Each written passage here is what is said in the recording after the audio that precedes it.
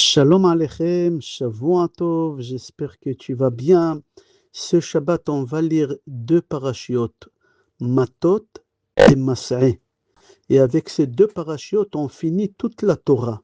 Oui, on finit toute la Torah.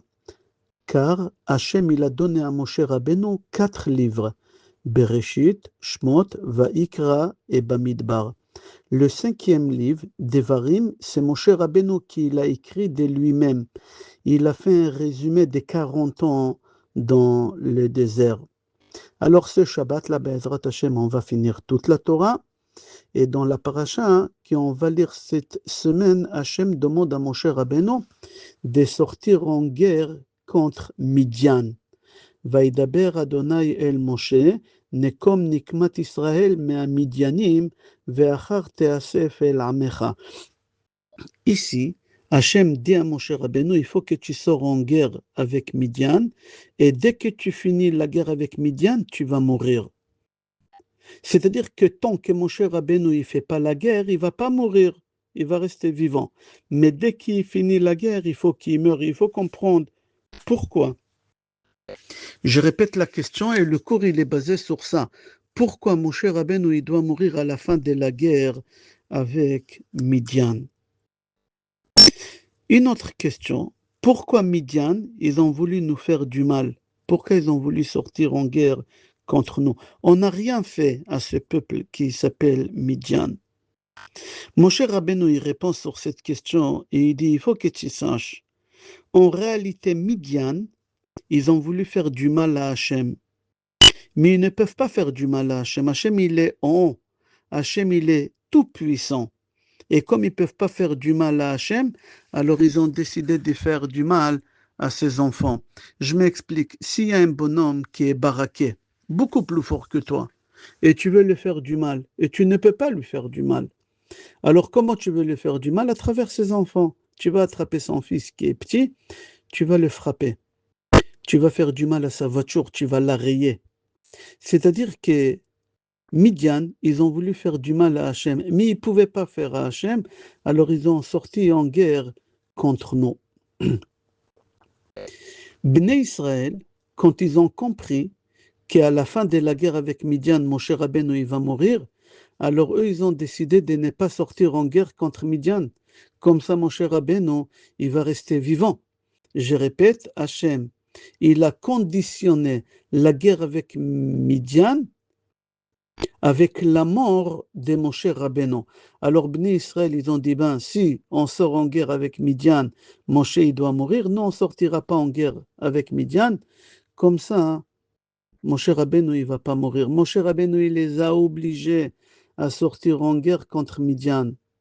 Moshe Rabbeinu, il leur a dit, Hachem, il a ordonné qu'on sort en guerre contre Midian, alors sortez en guerre. Et on était obligé de sortir en guerre.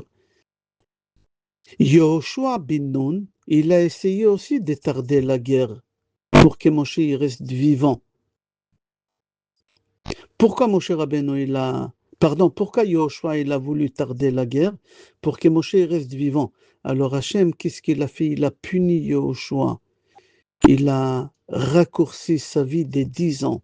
Yehoshua bin Nun, il devait vivre 120 ans et en fin de compte, il est mort à l'âge de 110 ans. À peu près 1250 ans avant l'ère. Avant de commencer ou approfondir le cours, il faut que tu saches que la guerre avec Midian, c'était une guerre non conventionnelle. Cette guerre-là, jamais on a eu une guerre pareille. Moshe Rabbeinu, avant de sortir en guerre avec Midian, qu'est-ce qu'il a fait? Elef lamaté, ça veut dire quoi?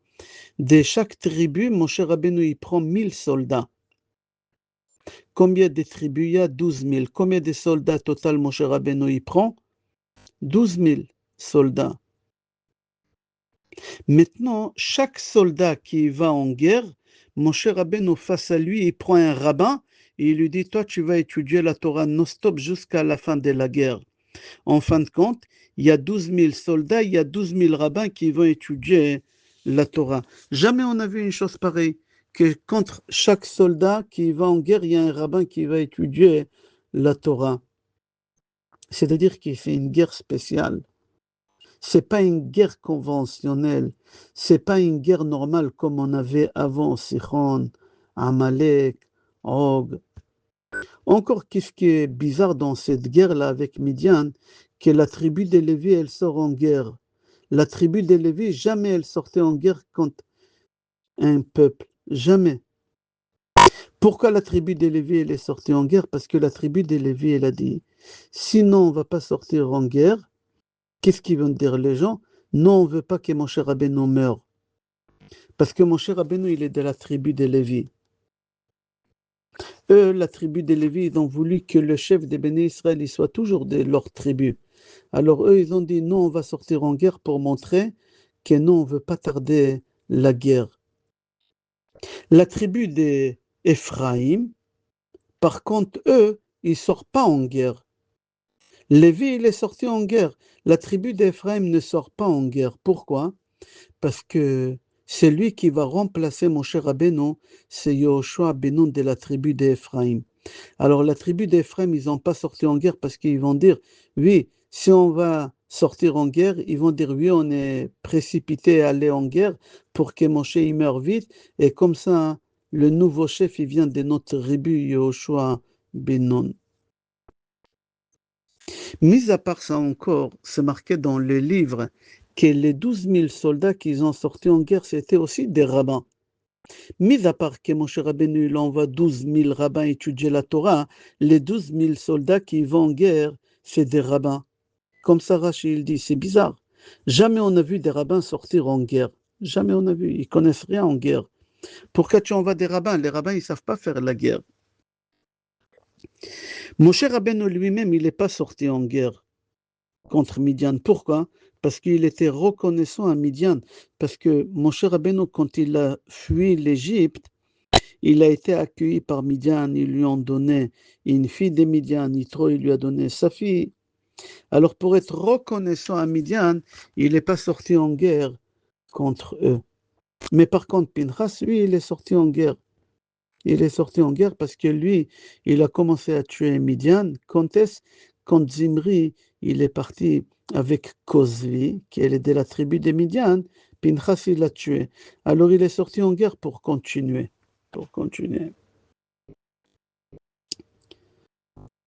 Les Midianim, ils ont tout fait que Yosef, il va y aller en Égypte.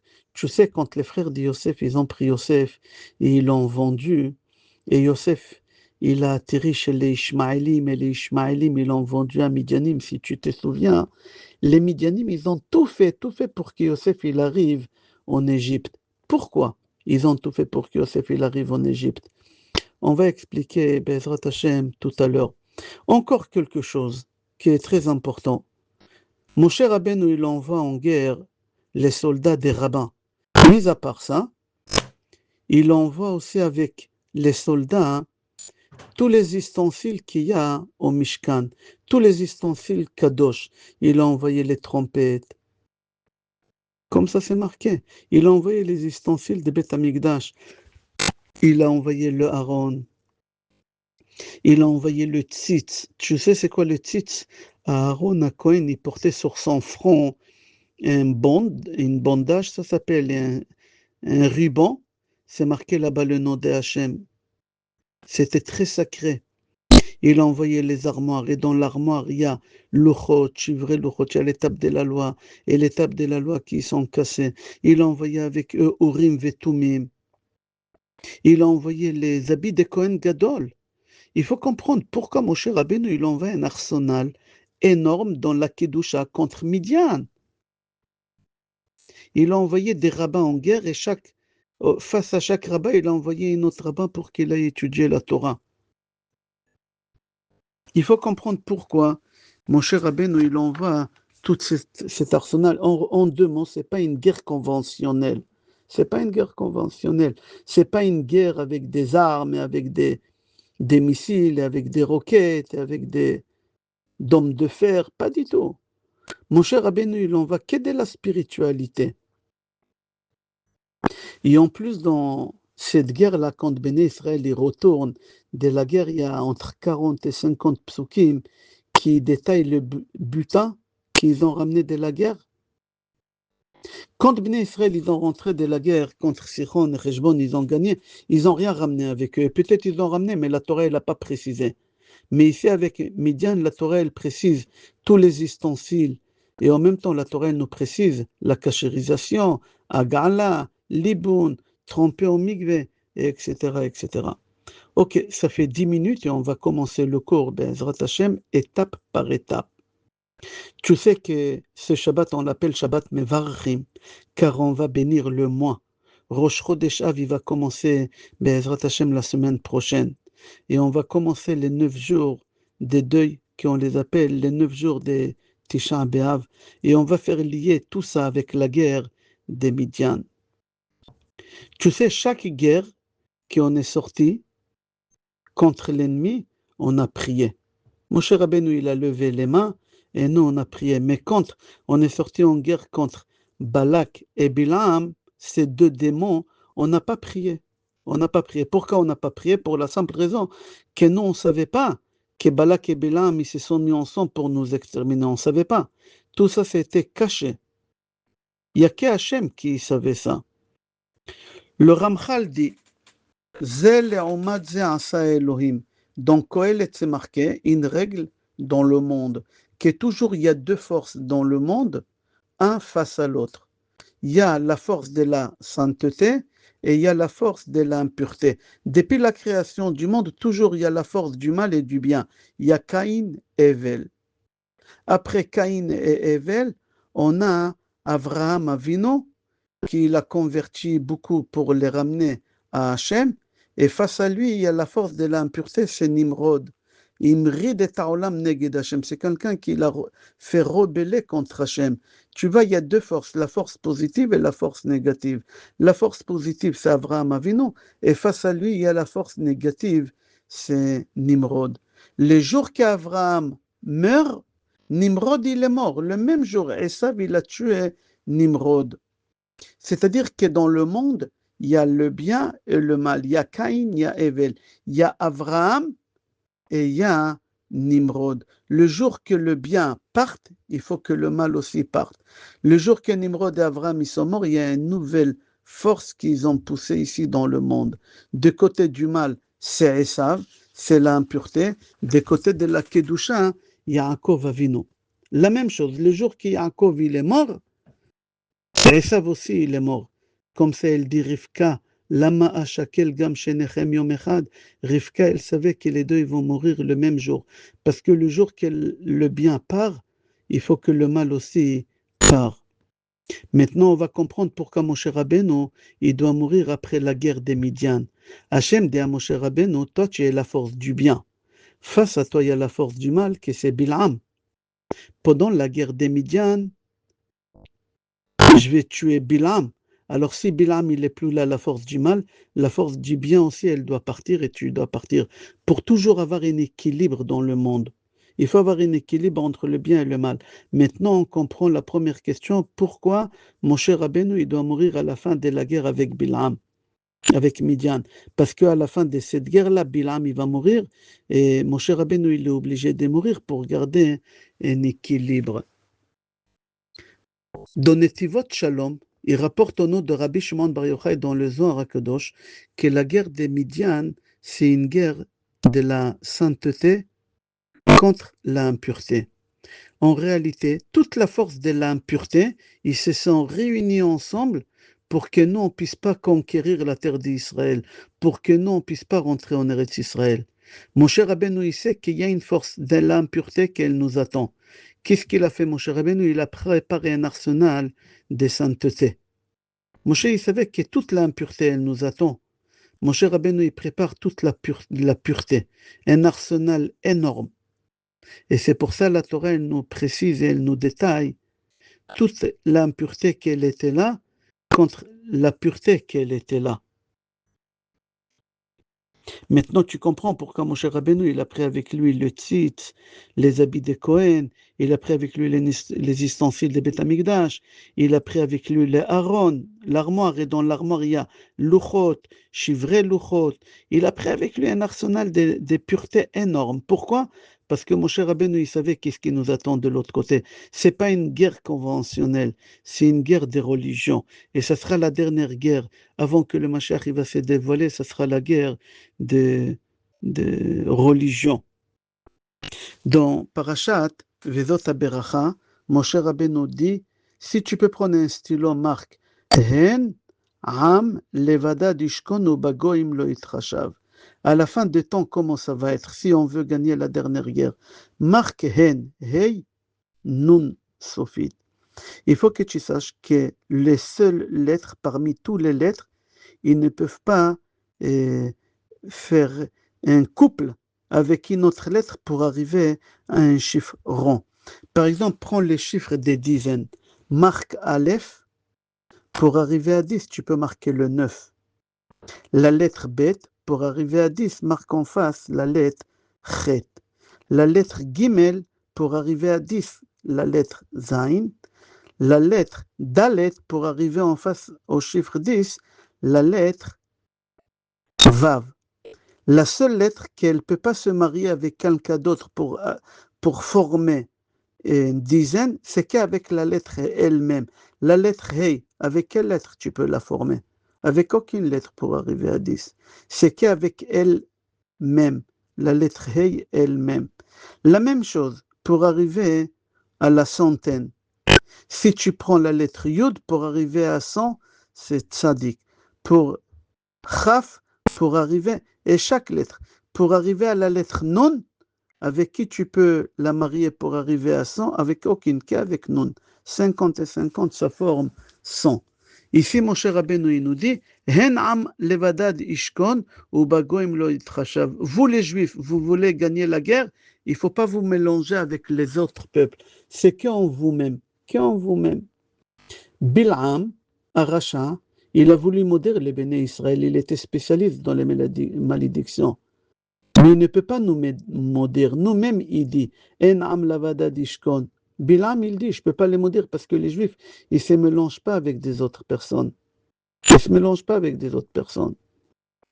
Qui nous a appris qu'il ne faut pas mélanger avec d'autres personnes? Yaakov Avinu. Regarde comment Yaakov Avinu, comment c'est beau. Avraham Avinu, il s'est mêlé avec les autres. Il a converti des milliers. Il a fait rentrer à la religion juive. Yitzhak Avinu aussi, il a converti. Il a fait rentrer des milliers à la religion juive. Yaakov, non. Yaakov, il a converti personne. Yaakov, il parle avec personne qui n'est pas juif. Yaakov, il essaie même pas convaincre son beau-père à se convertir. Yaakov, il est chez son beau-père pendant 22 ans, il ne lui adresse pas la parole.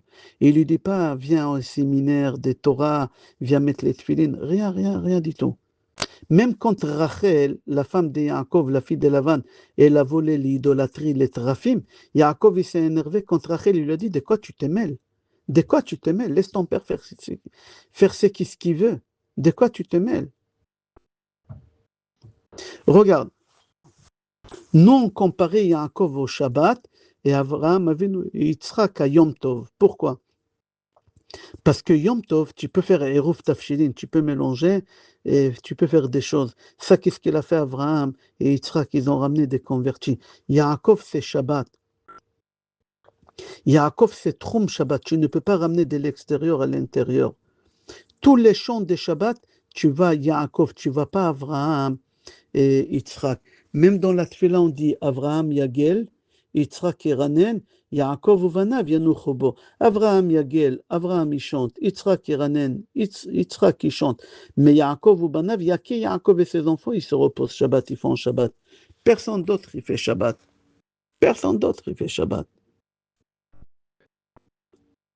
C'est-à-dire quoi? Que Yaakov, c'est le symbole de Shabbat.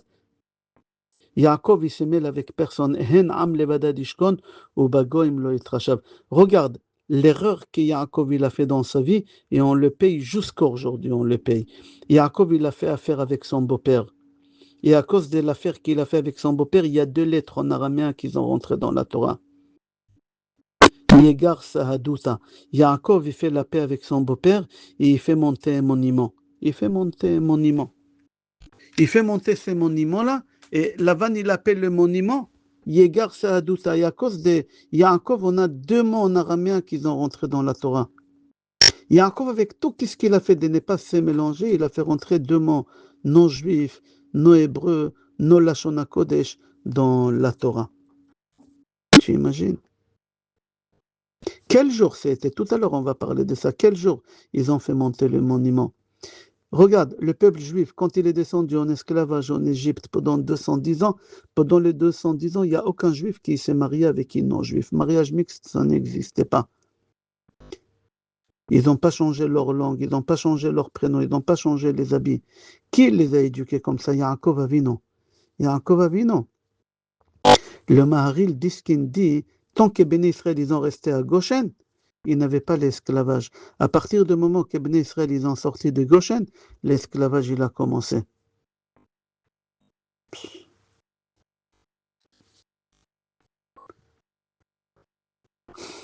Tu sais, dans la Torah, on a 365 mitzvot négatives. Dans l'année, on a 365 jours. Chaque jour, il est lié à une mitzvah négative. Comme ça, il dit le Zohar HaKadosh dans Parashat Vayishlach. Comme ça, il dit. Maintenant, le jour de Tisha B'Av, il est lié à quelle mitzvah dans la Torah? Les nerfs sciatiques. C'est marqué tout celui qui mange à Tisha B'Av, c'est comme s'il a mangé un nerf sciatique. Pourquoi le nerf sciatique, il est lié à Tisha B'Av? Parce que le jour que l'ange d'Esav, il a cassé les nerfs sciatiques à Yaakov, c'était le jour de Tisha B'Av. Comme c'est dit le Khatam Sofer dans Parashat Dvarim. Le jour que l'ange il s'est battu avec Yaakov Avinu, c'était le soir de Tisha B'Av. Le soir de Tisha B'Av pendant toute la nuit. Le matin de Tisha B'Av, c'est arrivé le moment que l'ange il dit à Yaakov Avinu, c'est ma journée de chanter, laisse-moi partir. C'est-à-dire, le jour de Tisha B'Av, le jour le plus noir des béné Israël, ça appartient à qui? Ça appartient à l'ange d'Esav. Viens, je vais reprendre les dates et on finit le cours Be'ezrat Hashem. Yaakov, il a fui de Lavan, Rosh Chodesh Av. Rosh Chodesh Av. 7 jours. 7 jours après, Lavan, il le rattrape. C'est combien le 7 Av? Le 7 Av, Yaakov, il fait le monument, et le 7 Av, Lavan, il fait rentrer des mots en araméen dans la Torah, Yegar Sa'aduta. Hachem, il a dit à Yaakov Avinu, tu vas payer très très cher. Tu as fait rentrer l'impureté dans la pureté dans la Torah. Qu'est-ce qui s'est passé le 7 Av? Zayin Av, les Goïms, ils ont rentré au Beth Amikdash. Ils ont rentré au Beth Amikdash pendant 2 jours, ils ont mangé, ils ont eu des relations avec des femmes au Beth Amikdash. Au Beth Amikdash. Pourquoi l'impureté elle est rentrée dans la pureté au Beth Amikdash, le 7 Av, à cause de Yaakov? Après, pendant la nuit des 9 Av, Yaakov il s'est battu avec l'ange. Le lendemain matin, Yaakov il va à la rencontre de son frère Esav, il se prosterne devant lui 7 fois.